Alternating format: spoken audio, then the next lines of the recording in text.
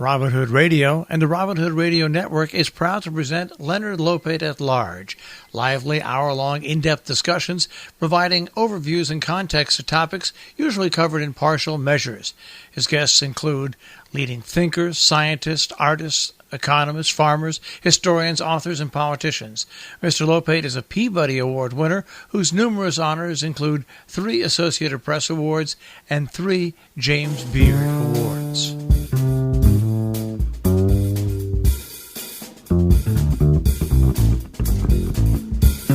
Welcome to Leonard Lopate at Large. I'm Leonard Lopate. By my last count, Leonard Lehrman has composed 228 works that include 11 operas, 7 musicals, and more than 400 vocal works.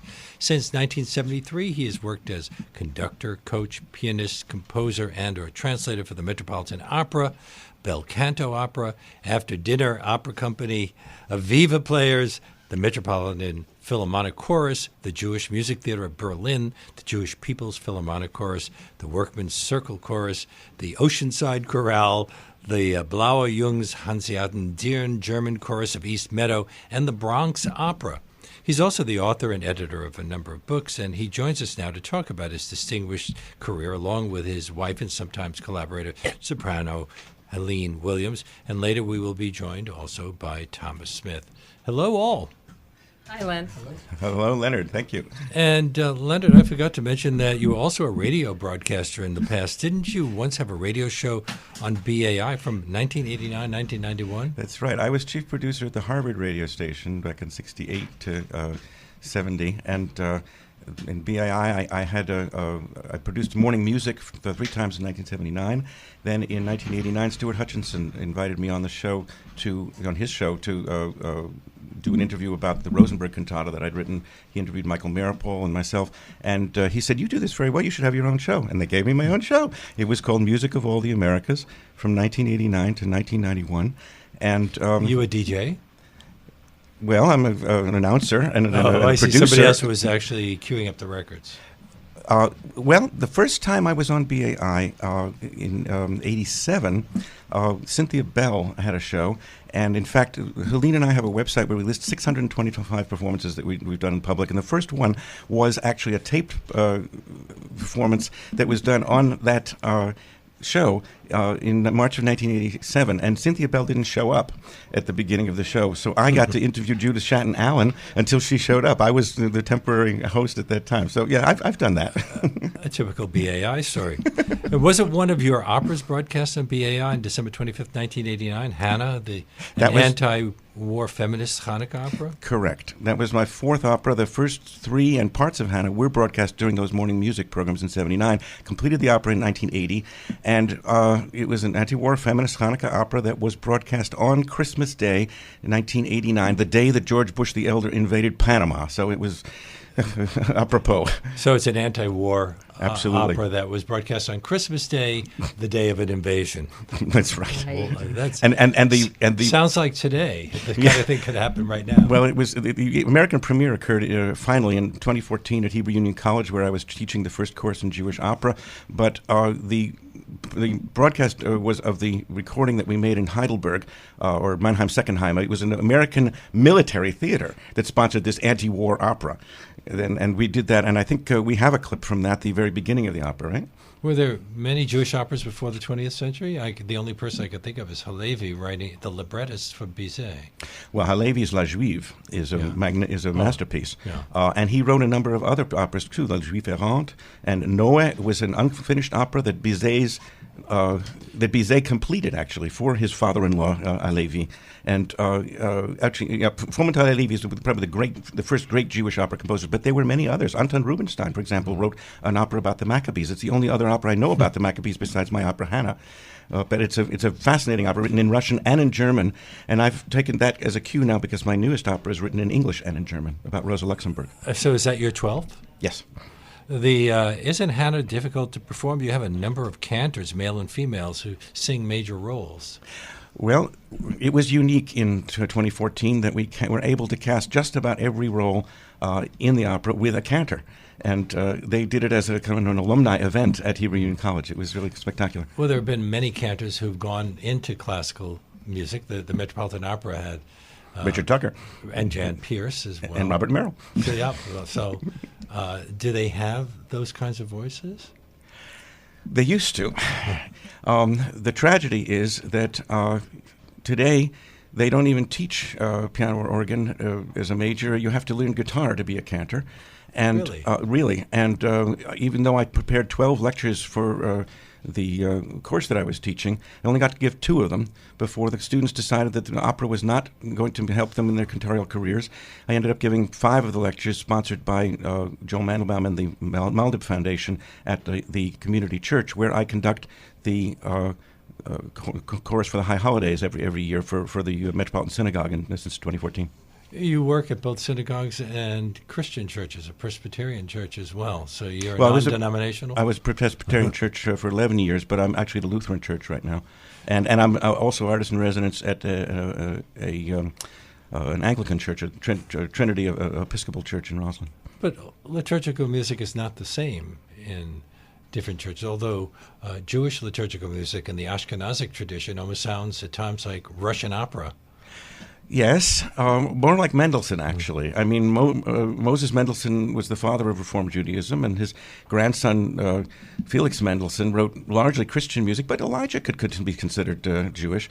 And the Nazis didn't care. They banned Mendelssohn just before his ancestry. There's a lot of German music. Well, Ein Kelohenu, which is sung at the end of many, many services, is actually a Prussian march. And Zognet Kainmal, the song that's sung during Holocaust remembrance, the Song of the Warsaw Ghetto, is actually a Cossack march. I mean, the Jews borrowed from the best music that they could find wherever they were. You've studied with an impressive list of teachers that include Lenore Anhalt, Ellie Siegmeister, the Quineri Quartet. I'm quoting from Wikipedia, and I've left a whole bunch out. Earl Kim, Nadja Boulanger, Leon Kirchner, Robert Palmer, Herbert Deutsch, and they also mentioned Donald Erb, who is the co-inventor of the Moog synthesizer. No, Herbert Deutsch was the co-inventor. Oh, Herbert Deutsch was... Donald Erb was a visiting professor at Indiana University the one year that I was there. We were just talking with Greg Ursay, and we were there at the same time. And I studied with Donald Erb and John Eaton at Indiana for a year. But Elie Siegmeister was my major teacher and mentor, and along with his teacher, Nadja Boulanger. Yeah, so those 2 names really stand out. Nadja Boulanger, probably the most celebrated teacher, music teacher of the 20th century, with an incredible group of students. How old were you when you went there, and what were the circumstances? Well, I wasn't 6 or 7 or 10 like some of my colleagues, but I was 11 years old when I went to Elie Siegmeister, and he said at first that he wouldn't take anyone that young. But you were conveniently on Long Island, and he was as well. That's right, Roslyn and Great Neck, and my father was practicing in Great Neck as a psychiatrist. He's still my father's listening. I hope he's 95, and his aides are helping him listening to this broadcast right now. And he and my mother took me to Elie Siegmeister when I was 11, and he said, "I don't take students that young," and I looked at all his compositions. He had been conducted by Stokowski and Toscanini and Metropolis, and he had the pictures and he had pictures. He had a picture of himself with Leonard Bernstein and Mark Blitzstein and Aaron Copland organizing the American Soviet Music Society. And I said, "How long would it take to play all of your music?" He said, "About a week." I said, "Well, it'll only take 45 minutes to play what I've written. So would you like to hear it?" So I played it for him, and then he said, "Take a walk." And when I came back, he said, "I'll take him." He said to my parents. So I worked with him for 7 years and 3 summers, and I became his longest student. He said on his deathbed, "I don't want to call you my disciple because I don't believe in doctrine, but you're my continuator." And in fact, I wrote the bibliography of Siegmeister, and my own autobiography is going to be called The Continuator. As far as Nadja Boulanger is concerned, you are the co-founder of the Elie Siegmeister Society. Yes, with my wife, Helene Williams. Mm-hmm. We founded it on his 90th birthday and kept it going till his centennial when we did a CD. And Ellie's music was very widely performed. When during his 80th, on his 80th birthday, we first performed the Manhattan premiere of his cantata "I Have a Dream," inspired by Dr. King's speech. I had been to the March on Washington with my father. Ellie hadn't, but I told him about it, and he was commissioned by a temple in Long Beach and wrote one of the great choral works of the 20th century, "I Have a Dream," which I had the honor of performing in 1989 at its Manhattan premiere. That year, there were 60 performances of Ellie's music. 20 years later, for his centennial, there were 30. We did most of them. This coming January 15th is the 110th birthday of Elie Siegmeister. We will be doing a program of his music at the community church on that day and on the following Sunday. And in fact, Tom Smith will be singing his Strange Funeral in Braddock, and we'll be doing the "I Have a Dream" finale. And there's a lot of politics in all of this work. You mentioned your new opera, Love Letter from Rosa Luxemburg. Mark Blitzstein has played an important role in your career. He was called to testify before the House Un-American Activities Committee, but he never testified, though, except in he testified in executive session, which was never supposed to be leaked, and then it was leaked by a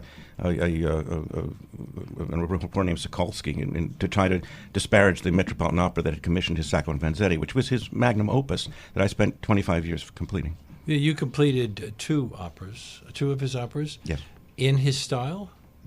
Well, Idiots First was the opera that Leonard Bernstein said he was going to finish, and then gave up for emotional reasons. And Elie Siegmeister and David Diamond were asked to try to complete it, and Siegmeister recommended me, and then I did it with their blessing and that of Bernstein and Malamud. That took about 3 years. I also analyzed it with Nadia Boulanger because she had been his teacher also. I was very fond of him. And she'd been Leonard Bernstein's teacher. A colleague. They moved in. He visited her on her deathbed, but he didn't actually study with her. But he studied. I mean, he studied with Copland, and Copland was her prize pupil. But and to get back to Blitzstein, that after I completed that opera of his, and it won the most important end of the season award, Leighton Kerner at the Village Voice gave it in 1978. It finally had its orchestral premiere in 1992 with the Center for Contemporary Opera. And I spent 25 years completing Blitzstein's major work, which he called his magnum opus, the opera Sacco and Vanzetti. And that had its premiere with the White Barn Theatre in 2001, but it is still awaiting its orchestral premiere. I've been told that your book on Mark Blitzstein is the longest about any American composer, even longer than anything written about Charles Ives or Aaron Copland? Well, it's a biobibliography. It's 645 pages, and when it came out in 2005, I think it was the longest. I'm not sure it is anymore. There's another book about Blitzstein by Howard Pollack, which is also worth looking at differently. When you began composing, the dominant musical approaches were serialism and minimalism. Some composers chose to incorporate jazz and folk music influences in their work. What about you? Minimalism came much later, but serialism was something that Nadia Boulanger fought against, and yet her colleague Igor Stravinsky and her protege Aaron Copland found their way to serialism, their own method of serialism, which she eventually accepted. And I wrote 12-tone music when I was studying with her. She sort of looked askew at it, but she accepted it. I'll tell you a good story about Siegmeister, though. He never accepted 12-tone music. And one of my first pieces that I wrote for him back in '64 had a 12-tone row. Actually, every phrase was a different 12-tone row. It wasn't the orthodox 12-tone system. But he looked at it and he said, 12-tone, huh? And years later, when he and I were playing tennis with my father and his partner, we were playing doubles, and he and I were at the net, and I hit the ball by him, and he said, "Help! I'm being beaten by a 12-toner." The worst thing you could have been. Now, does it depend on whether you're writing for an orchestra or a singer, or whether it's an opera or a musical? Does what depend? What style? Whether you're doing something, including something 12-tone. I want to bring Helene in here. Are his vocal works, many of which were written for you, are they difficult to perform? Not to perform, but to learn. Some of them are. When he keeps a regular meter, 3/4, 4/4, 6, 8 or something, I find it wonderfully. Well, 6/8 is an charming. elongated waltz, actually. Yes, Well. that's right. But then when it gets 5, I can take because it's da da da da da da da. But 7 drives me nuts. So yes, but I will say, and some of his pieces are so challenging that I perform the premiere, and then say, fine, try somebody else on this next time. But the Rosa Luxemburg opera is marvelous. It's challenging for me to a point, but it's also very rewarding because there's a lot of wonderful music in it. What role do you play? Rosa. Oh, you're the star. I am the star. It's a Right. A monodrama. great revolutionary who Yes. died young. Yes, 49. Yes. Well, it's a monodrama that can be performed like Schönberg's of Arton by just one singer.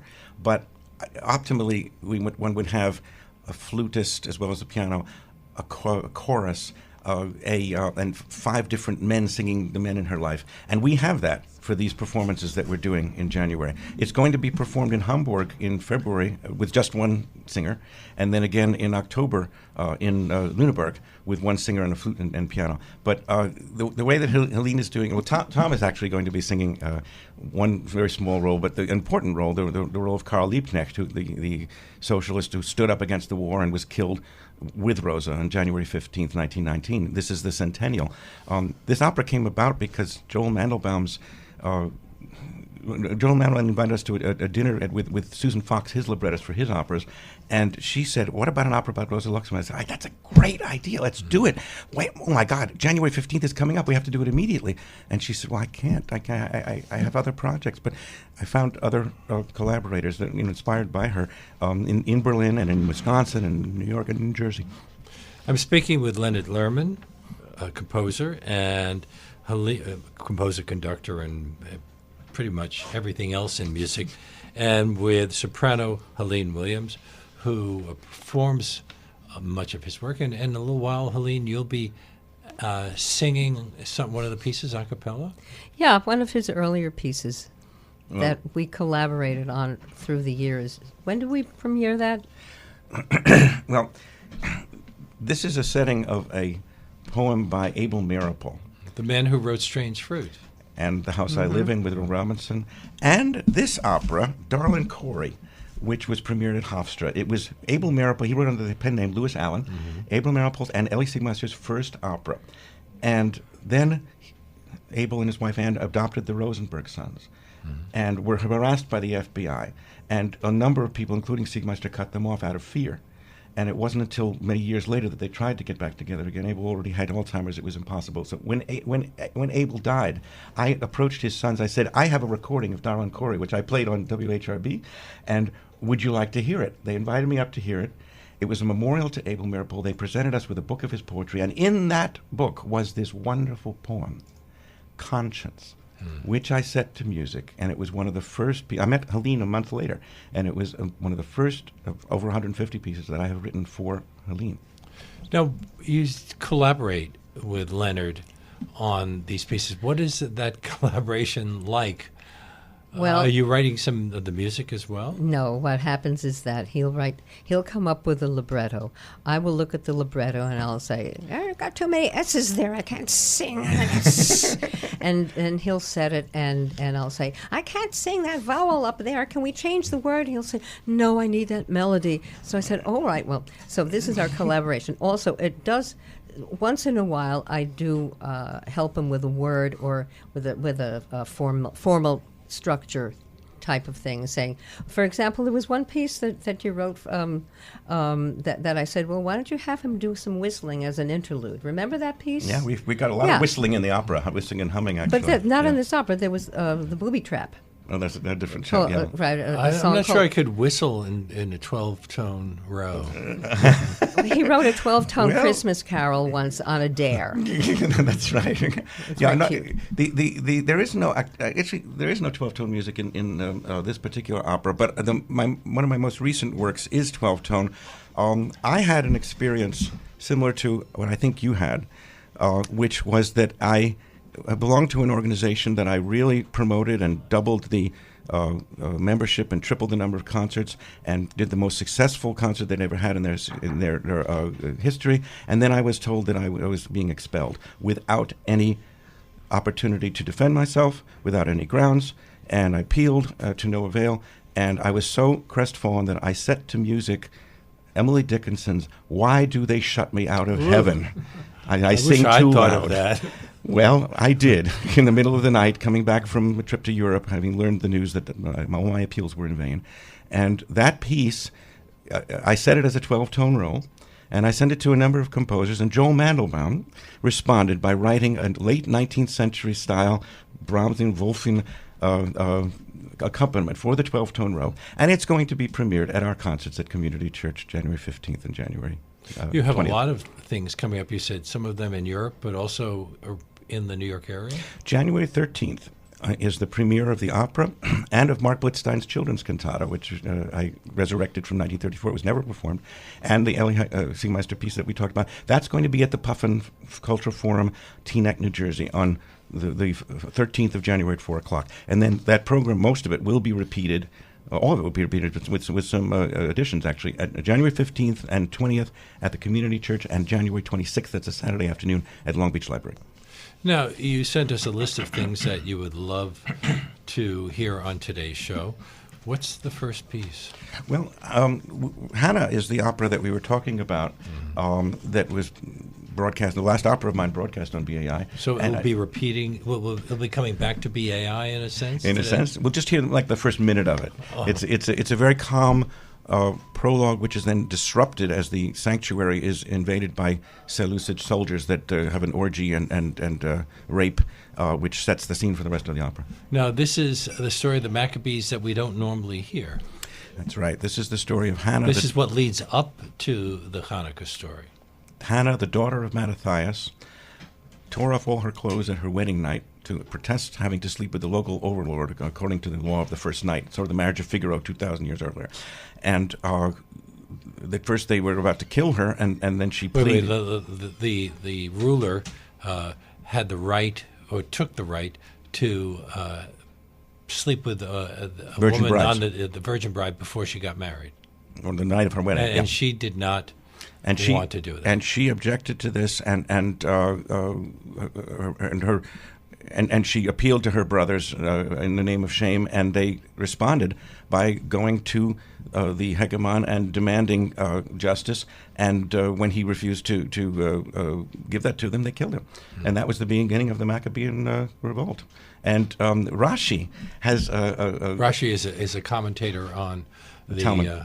On all of and the Midrashim. Yeah, he has a comment. He says Hanukkah is la fête des femmes. Hanukkah is a holiday for women. And why? Because women were involved in the miracle. How were women involved in the miracle? This story explains that. And that's something we don't hear much anymore. No, it's in the But your Mimicry opera deals with it. That's So right. you've called it a feminist anti-war opera. Hanukkah opera, right. So you want to hear the beginning of it? Of course, okay. please.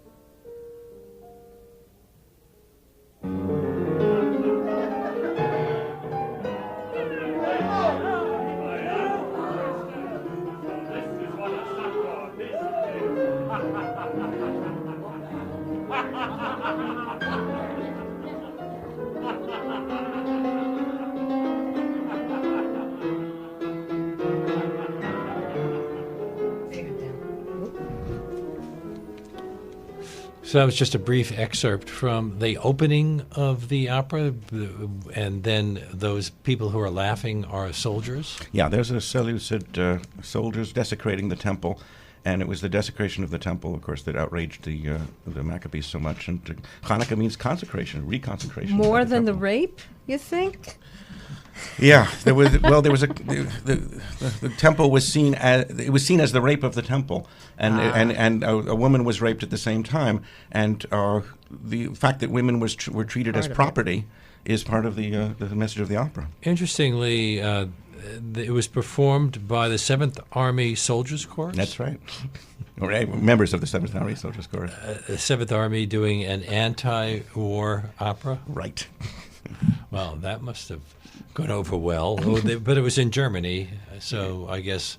It was an American group of singers from all over the community. We had soldiers, and we had their wives, and we had dependents, and it was really quite an experience. As I mentioned earlier, a lot of your other works are performed a lot, but this one hasn't been all that much. Is it because it's difficult, or...? Well, Hannah's a big grand opera. I mean, it's a 3-act opera. We usually do it cutting part of one scene and shortening the second and third act so that they come together. The way Wozzeck is sometimes performed in just 2 acts rather than 3. But it's a big major enterprise. It took a long time to put it together. Excerpts from it have been performed a great deal. The year that we did Hannah at the Hebrew Union College, we had 8 concerts, we call them Jewish Opera Today, performed in synagogues and community centers all over the New York area, New Jersey, in preparation for that opera. And we did excerpts from the opera. And you're about to do a full production soon? Well, the new opera is much smaller than Hannah. It's much more portable. It can be done with just one singer and a piano, although we will also have a flute and 5 men. And that's and the Rosa chorus. Luxemburg. That's a love letter from Rosa Luxemburg, yes. Now, Hannah, you're going to be performing live for us in the studio? You mean Helene? Helene, I'm sorry. No, yes. Yes. Confusing you with the character. We were talking about Abel Marable before and the song Conscience, which I actually took and used the music of again in the Rosa Luxemburg opera, because she talks about how I want to burden the conscience of the affluent. What's the whole quote? Do you have I that want to there? burden the conscience of the affluent to... Right. I have not committed this to memory yet. Here it is. I want to burden the conscience of the affluent with all the suffering and the hidden bitter tears of the oppressed. I want to affect people like a clap of thunder, to inflame their minds with the breadth of my vision, the strength of my conviction, and the power of my expression. And I have Rosa singing that while the chorus is humming this song, Conscience, in the background. And Conscience is the first of 146 pieces, I gather, that you've written for Helene. Well, it's a third, actually. Yeah, actually, when we were just courting, I had to go to Florida, and Leonard was home, and so I wrote a poem, and he set the poem to music. I'm so excited. That was the first one. And we've never performed that, but Yes, we did. We had at my 40th birthday. Was that a reading? Yes. Okay, fine. We performed it for my 40th birthday You say concert good. at Temple Sinai in Roslyn. Oh, of course. And the second piece that I wrote for you was actually the reason that Tom Smith is here, because he heard her sing it on the radio in WBAI in 2003. That was the setting of a poem by John Reed. Now, this is why you can never trust the Internet, because the Internet says this is the first thing. It was one of the first. Anyway. Want an excerpt? Yes, please. Sure. Conscience is not a leaf in the wind to be shaken at a gust, but a deep root holding fast because it must. And that's that. And he bases the rest of it, the canon, on that melody. That was Helene Williams performing Conscience, the setting of a poem by Abel Marable, that Leonard Lehrman wrote in December 1986. Well, I found the poem in December '86, and I actually set it to music in May of '87. Now, that demands a lot of range. Yeah, in fact, this was assigned to a mezzo-soprano soloist. But, I have a lot of range. I'm talking with Leonard Lehrman, who is, I think, described in one of the things that I read, is the most prolific composer on Long Island. Living on Long Island. Living. My teacher, Ellie Siegmeister, was even more prolific than I. He had 9 symphonies and 20 stage works and many orchestral pieces and over 100 songs. I've got written actually more songs than he has, but not, and more operas, but not as many orchestral Well, you're married works. to a singer. That's right. But he really was my mentor, and we're But would people recognize, would they think of your work as an extension of his, or is your style totally your own? I think it's his own. Mm-hmm. Ellie popped around a little bit, not as much as Stravinsky did from one style to another, but Ellie had his folk style, and then he gave that up and decided to write more au courant classical style. But Leonard does have his own style, and when I pick up a piece of music that's new, and my sight reading through the years has deteriorated, I can just tell what he's written because it's the intervals they're him. You know, it's the way he hears melody relating to human speech, and that's one of the things I like about what he writes. So human speech is an important factor. Very, very important. And I got that from Siegmeister, who got it from Wallingford Rieger.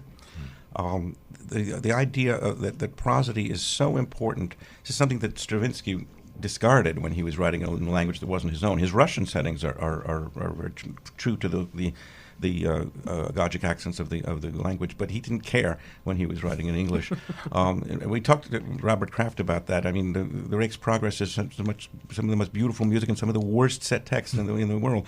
But Siegmeister was really tough about that. And I remember studying a poem of Blake, and he made me rewrite it 9 times before he was satisfied with it. And when I write for Helene, you were asking about how we collaborate. Frequently, I will have her read something, and if she makes a mistake, frequently I will say, well, maybe that's better. Not all the time, but sometimes she'll do something a little differently. I said, yeah, that's actually a better alternative. Let's do it that way. We actually had a small battle royal last night when we were going through some music about one of these Gajic accents, and he said, "Oh no, do it this way, do it this way." I said, "But I can't." I said, "Well, don't take a breath there." And well, we finally worked it out, but it took a good 10 minutes of concentrated work. So you've also translated Yes. the lyrics from various foreign languages. Can you improve them for the singer while you're doing that? Well, the translations that I've written have been almost all singing translations. And I started Well, you out... said some of them are a little rough, like some of the Stravinskys. No, I wouldn't... He doesn't say that. No, I no. did. No, but I translated Yevtushenko, «Хотят ли русские войны», Do the Russians Want War? There was a song that he wrote that was very popular in the Soviet Union, and it was published in an English translation by the Columbia University Forum by Mario Pei.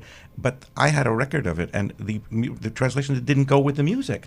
So I said, I'm going to write one that goes with the music. And my high school newspaper published it, and later I gave it to Yevtushenko so that it went with the music. And then my mother and I worked on 2 of the great Russian operas, The Life for the Tsar, which the Bel Canto Opera did in its first English language performance in '79, and Dargamishsky's Rusalka, which hasn't been done in this country since Shalyapin did it in '22, and we did the premiere of it in English in memory of my mother. She died in January of 2015, and in November of 2015, Queen's College hosted us in the first performance of Rusalka in English. Helene was my Rusalka. His mother was a native Russian speaker. That's and right. And was extremely influenced by, well, not influenced. She knew English literature as well. She came over here when she was 12. And she was the interpreter for Solomon Michoels, probably the greatest Yiddish actor who ever lived, who was the head of the Jewish Anti-Fascist Committee, raised millions of dollars in this country. She interpreted for him in Boston. We just got back from Boston last month, where we did 2 concerts in the memory of her and him. They died on the same day, January 13th, 67 years apart. When we were in Moscow in Belarus performing, and I mentioned Michoels, and that my mother had been his Perevozchitsa, his interpreter, immediately the people started treating us like royalty. I mean, he's an incredible figure in the history of Russian Jewry. Now, the third piece we're going to hear is a solo piano composition by Mark Blitzstein. Yes. This was written, it was called Innocent Psalm for the Bernstein Baby. It was written for Jamie Bernstein, whom I understand you've met and interviewed. Mm-hmm. It was written before she was even named, so doesn't have her name on it, just says for the Bernstein Baby. And I did the first performance of it in Manhattan at a meeting of the National Committee to reopen the Rosenberg case, honoring the birthday, the birth of the first great-grandchild of Judith and Ethel Rosenberg, which was appropriate because Mark Blitzstein was thinking of the Rosenbergs while writing Sacco and Vanzetti. His sister told me that. And then I recorded it at Queens College in 2005. It was the first recording. There have been other recordings since then in conjunction with the Bernstein Centennial. But my recording is about to come out. February 1st will be the launch date. We're going to London for it. And this 1-minute piece is called Innocent Psalm for the Bernstein Baby.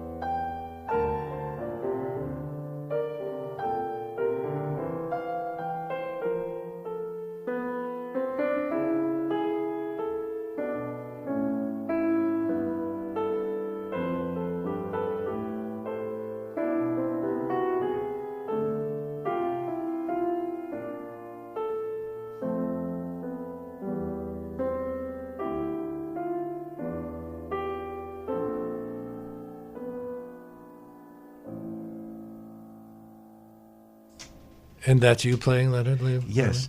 And I was just saying that if you listen carefully, there's a formula, kind of a trope in there that he uses a lot, which Bernstein told his amanuensis Jack Gottlieb, who wrote it up in a thesis that I read, that this particular formula, this particular series of notes, which was in Blitzstein's lullaby in No for an Answer, inspired Bernstein. And you can hear it in so much Bernstein. Tonight, for example. And there are many, many other places. Blitzstein is probably remembered best for some of the things like the Cradle Rock and things Regina, like that. And then his relations. And Threepenny Opera. The things they did with Brecht. Bert Brecht putting Brecht to Bert music. Brecht inspired Cradle Rock. Mm-hmm. And what's fascinating about that is that, you see, Blitzstein played him. His wife Eva Goldbeck was a translator of Brecht, and they met at a party at their house, the Blitzstein's house in the village. And Blitzstein played Brecht a scene about a prostitute, and Brecht said, "Why not a whole show where you show that everybody under capitalism sells out, like this prostitute?" And in fact, he was writing his own piece about that called "The Roundheads and the Pointed Heads." He had a character named Nana. Nana's Lead is a very famous excerpt from that. And that piece was never produced satisfactorily in Brecht's own time. But I did the American premiere at Cornell in 1973, and we're about to revive that on these concerts we're doing in January, the full score that Hans Eisler wrote for the Roundheads and the Pointed Heads. And Helena's singing Nana, as she did back in 1998 for the Blitzstein, for the Eisler Centennial. And it's on the same program as the Rosa Luxemburg opera. That's right. So, and she's also going to sing the Nickel Under the Foot from the Cradle Rock in one of those 4 concerts. It's interesting. So many of these things have a political side to them. A lot of music is written without any politics in mind. But are you attracted to the composers who were political? What did Rosa Luxemburg say about Bernstein Blitzstein was? To be apolitical is to be political without knowing it. Yeah, I think we should put that on the wall. Yes, and Rosa Luxemburg, absolutely. Yeah, no, it's if you don't take a stand with what's happening, you're simply abetting the status quo, and God forbid. But music itself, unless you're writing some stirring march, is apolitical, isn't it? My doctoral thesis was about Leonard Bernstein's Serenade after Plato's Symposium. And I demonstrated by comparing passages from that purely instrumental work to similar passages in other works that he had written which had words, that even in this purely instrumental work, he had specific program content in mind. And Candide is nothing if not political. It's it's anti-McCarthyist, or it was with the way Lehrman wrote it. West Side Story is a critique of society. I mean, everything that Bernstein wrote was a critique of society. We discovered a piece of his called the Victory Jive that he wrote for Russian War Relief that we performed a number of times, and we know that Bernstein himself was in Boston to perform it in 1942. How do we know that he performed it? Because his FBI file says so. And when we performed it, we mentioned that, and somebody said, "Why did Bernstein have an FBI file?" And my answer was, because he believed in fighting for truth and justice, and some people didn't like that. J. Edgar Hoover surely didn't. Exactly. What's our next piece? Jamie, by the way, sent me an email after I said that. She said, "Loved the FBI explanation." So, what would you like to hear next? We have another piece that was used has been used in the Rosa Luxemburg opera. It's a setting of a German poem which I translated into English, a love song by Masha Kaleko, who was a German Jewish writer exiled from Nazi Germany, and her poem about unrequited love is really not just about a lover, but about a country. And then we want to get Thomas into the conversation for just a little bit. Sure. We're running out of time. Okay. But let's listen to this. Track 5 on More Songs of Love.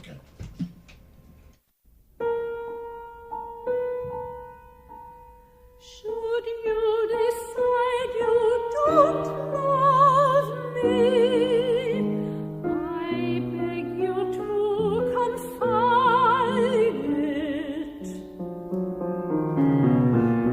Give me no kiss deceitfully, the truth, don't try to hide it.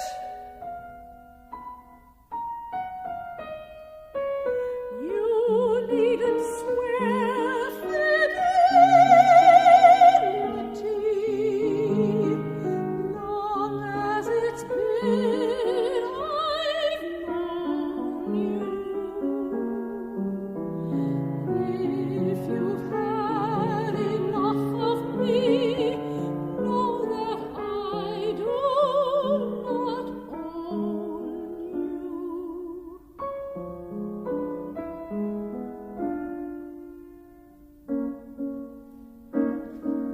Should you decide this cannot last and rend my heart in pieces,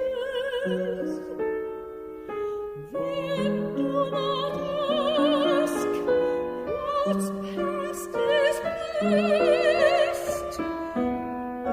As my life softly ceases. As my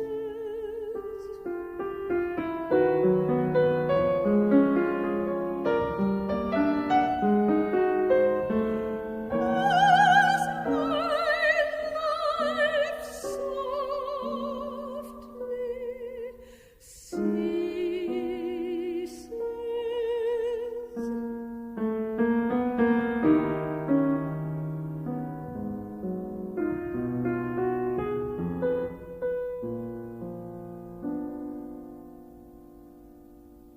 It's Leonard Lehrman on piano and Helene Williams on the singer. Yes, it's called Love Song or Liebeslied, poem by Masha Kaleko, and I used the music and some of the words as well in a love letter for Rosa Luxemburg written for Helene. The beginning of the song is almost identical to the beginning of one of Rosa's letters. Wenn du mich nicht mehr liebst, wenn du mich einmal nicht mehr liebst. If you don't love me, if you decide you don't love me anymore. And she was writing this to a young lover, and it just seemed so appropriate and poignant, and it's one of our favorite parts of the opera. The opera is based on the German letters of Rosa Luxemburg, which I was sent by the Rosa Luxemburg Stiftung in Berlin after first having read all of them in English in these wonderful volumes, The Letters of Rosa Luxemburg and Red Rosa, a graphic biography by Kate Evans that my dear friend and colleague Tom Smith loaned me. But wait, it'll be performed in German in Germany? In German in Germany. Hi, English Tom here. Smith. Hi, Leonard. How are you? Glad we don't have much time, but I wanted to sneak you in here. You are the reason we're doing this in the first place. Thank you so much for introducing us. We're making the contact for Leonard. Oh, you're welcome. It's an honor to be here. And you also sing? Yes, I'm a tenor. Mm-hmm. I'm doing Carl Liebknecht, the 4 words so far. I hope there's a bigger part for me, better versions of the opera. And I'm singing a setting of a poem that was one of Rosa's favorites by Thomas Heywood, Thomas Heywood. 1608. Yeah. And he's also singing Strange Funeral in Braddock, which was Elie Siegmeister's first published composition. And he's... It's about a man who drowned in concrete because of an industrial accident where the bosses were not very Steel. interested in safety. Yeah. Oh, sorry, Braddock, steel. Pennsylvania. Yeah. I'm thinking about Pietro Di Donato's Christ in Concrete. His father, Geremia, died in concrete. This guy died in steel. Steel, yeah. Right. Yeah. Yeah, it's a very, very dynamic piece, and it was choreographed by Anna Sokolov. And in fact, it was Bernstein met Copland at an Anna Sokolov concert, so they're all tied together. And Tom is doing this on January 15th for Ellie's birthday at Community Church. I'm glad we could mention it, but we don't have a lot of time, and we have one more piece, and this is the last movement of Elie Siegmeister's cantata, I Have a Dream. That's right. And this is, who's in this? William Warfield? Yes. And Ronald Edwards, the tenor. Mm-hmm. You're the conductor of the Metropolitan Philharmonic Chorus. This was at Harlem School of the Arts. This was actually only the second performance of the Metropolitan Philharmonic Chorus. We're up to 47 through 50th. The next 4 will be. But this was on Ellie's 80th birthday, which was Dr. King's 60th birthday, the same day. We did it at the Harlem School of the Arts, and it was broadcast on WQXR and on WBAI. So we're going to have the last movement, which is a lyric actually by Edward Mabley, "The Sound of Freedom," and it ends with. Instead, this was commissioned by a synagogue, but instead of saying "The Lord our God, the Lord is one," it ends with "All mankind are one." It's a pity you weren't performing with Leonard at the time. You could have done the tenor part. Well, We're doing it now. He joined in 2003 when he heard us on this station, and ever since then he's been doing all the projects, and he's one of the great supporters of the chorus. Well, let's listen to the Sound of Freedom.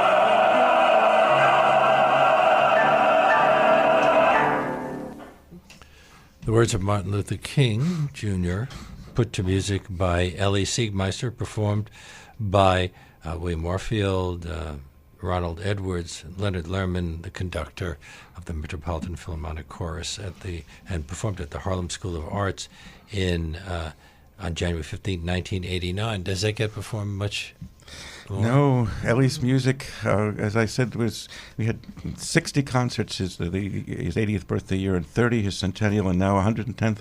We're doing the only ones that I know of. We're doing 4. And we're doing them on January 13th at 4 o'clock at the Puffin Cultural Forum in Teaneck, and January 15th at 2:30 p.m. That's Tuesday. That's the actual birthday at the gallery of the Community Church, 40 East 35th Street. Actually, the gallery is 28 East 35th Street.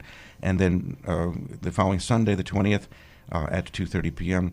at 40 East 35th Street, which is the Hall of Worship. And then one more performance on Long Island on Saturday, January 26th at 2:30 p.m. at the Long Beach Public Library. So we'll be doing that, the last 3 movements of I Have a Dream at 3 of those concerts. And on the 15th, Tom will be singing Strange Wind on Braddock, and we'll have a number of other pieces. These are the concerts that have been called Works of Social Consciousness, right? 2019. Since we've been talking about social consciousness, this seems really appropriate. So the soloists will include Helene Williams and Thomas Smith. That's right. And a number of the pieces that we have been discussing here? Well, the opera, A Love Letter from Rosa Luxemburg, which Helene is working on right now, will have music from 2 of the pieces that we did, Conscience and the Masha Kaneko love song. There'll also be work of Mark Blitzstein, which has never been heard before, children's cantata, Workers, Kids of the World Unite, that he wrote for the coming of Hans Eisler, but it was never performed. They never had a chorus that was able to do it, and we're doing it now for the first time. That was Bertolt Brecht and Hans Eisler. Well, yeah, but that's the Roundheads. And Roundheads and the Pointed Heads. We're doing that in the 6-person version with chorus, which is a parable about racism and the coming of Nazism and fascism. What could be more appropriate? The chorus was listening to it the other day and saying, "Wow, was this written yesterday?" Nope, 1934. That's why they say some music is timeless. Yes, or political cycles come around. You know, the Great Old Rock is done every time there's a crisis. So these things will be performed either for a nominal fee or for free in Teaneck, and then, as you said, the Community Church of New York Gallery at 40 East 35th Street on the 15th of January, and the 20th. Yeah. The 20th again there. And then the 26th at 111 West Park Avenue, Long Beach, Long Island. That's right. And my great thanks to all of you for having been on our show. It's great being part of it, Leonard. Thank you. Leonard Lehrman, Michelle Williams, and Helene Williams. Helene. That's okay. Not a bad comparison.